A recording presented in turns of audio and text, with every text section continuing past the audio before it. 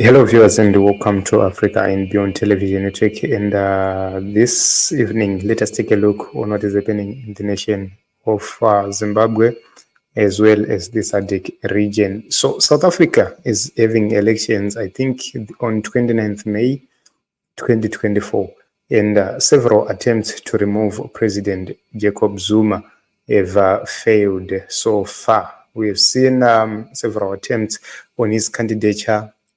The trial of disqualification of the MK party.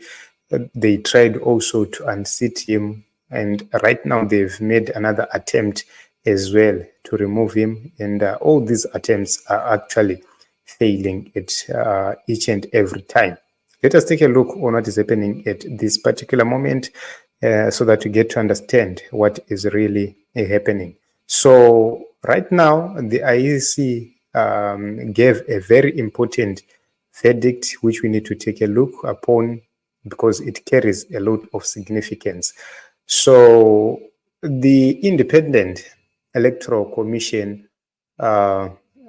gave a statement, and this is a statement dated 7 May 2024, and it's a letter regarding the removal of Mr. Jacob Zuma from the list of members of parliament of MK party.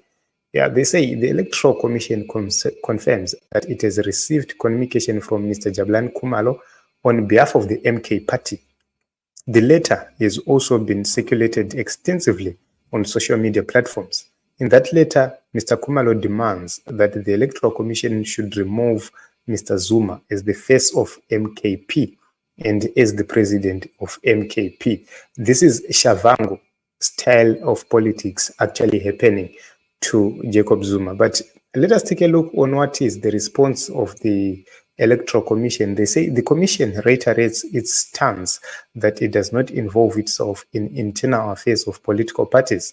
Additionally, the Commission only acts on instruction of the registered leader of the party. In the present case, Mr. Jacob Zuma is the registered leader of MK party. This has been so since 10 April 2024. So this is what the Electoral Commission in South Africa has said. If you go to Zimbabwe, Nelson Chamisa wrote to Parliament, to the Speaker of Parliament, and as the leader of Triple C then, his letters were ignored, they were discarded, members of Parliament were recalled against his will and against his wishes, and nobody cared to respect the will of the people of Zimbabwe. So you see that ANC is trying so hard to implement the kind of politics, the ZANU PF kind of politics, but they're actually failing. The major question is, to what end and to whose benefit? So you can actually see that ZANU PF has destroyed democracy in the whole region. They've destroyed how politics is done in the whole region.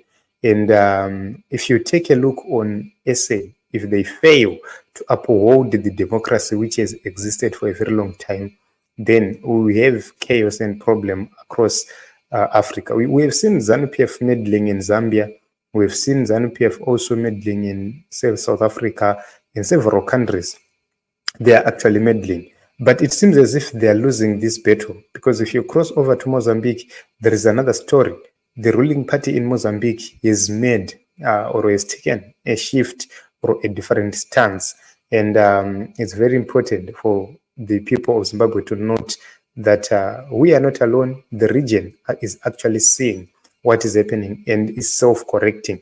So this is a very, very important step taken by the IEC. The same thing which is supposed to happen when Chavango started writing recall letters.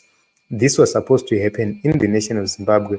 We could not have seen the MPs and the councillors being recalled illegally if we had a truthful, independent, transparent electoral commission.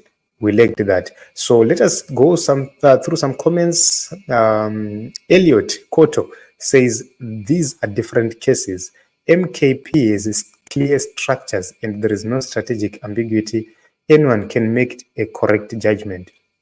This is what Elliot Koto is saying, but he's forgetting that a few days ago, Jacob Zuma clearly indicated that they are going to the elections without structures. There is no structure for the MK party, and there is nothing to talk about. We have not even seen the constitution of the MK party. But Jacob Zuma has been recognized as the registered leader of the MK party. The same which happened in Zimbabwe. Nelson Chamisa was duly registered as the president of CCC and was known by everybody, participated in the elections as the president of CCC. In the case of Zimbabwe, the roles are more clear than in any other country, and you saw that happening. So same thing, Chamisa was registered leader of CCC. Jacob Zuma and Parliament of Zim should have never given credence to Chabangu's claims. They were well aware of who the true leader of CCC was. So this is Zimbabwe Electoral Commission taking instructions from Shake building. This is a very powerful contribution right here, and it's true that instructions are being taken from elsewhere. So if you take a look on the institutions in Zimbabwe, each and every institution is captured, each and every institution is behaving crazy. If not the Electoral Commission of Zimbabwe or the Zimbabwe Electoral Commission, is the judiciary. If not the judiciary, is the police.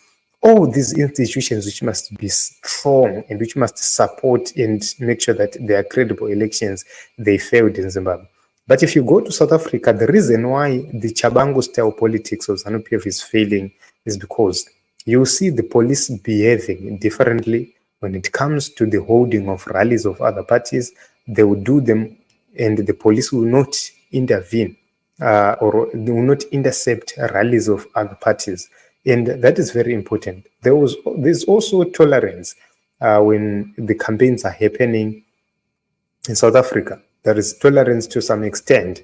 And that is another bold step for the people of South Africa. If you take a look on the courts, recently the courts reversed a decision by the IEC to remove Mr. Zuma on the ballot, from the ballot because of criminal charges or of criminal records. And they say that the Constitutional Court had made an error by giving a sentence which couldn't be appealed. And you know, one must be given a chance to appeal. Failure to do so, there is no justice. So ZEC does not register parties, get over yourself and work towards that reform. ZEC can not register parties, okay, but parties inform Zimbabwe Electoral Commission, and when they inform Zimbabwe Electoral Commission, they send a list of leaders. The list of leaders which were submitted to ZEC, none of them participated in the kangaroo politics which happened later after the 2023 elections. So take a look on the ZEC itself. You find Jasper Mangwana, you find Mohadi's daughter, you find another man, ZANU PF men there. They've put themselves in center of everything. That is how controversial ZANU PF has become so far. So this is what is happening. This is South Africa, and it's commendable that the Electoral Court of South Africa managed to stand with the people of South Africa. This is a plus for South African democracy.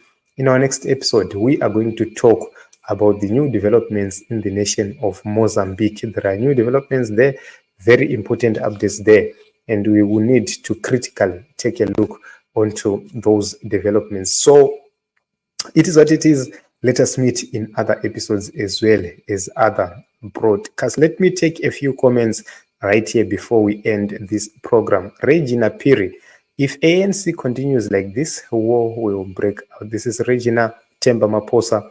It is good, but old leaders must go.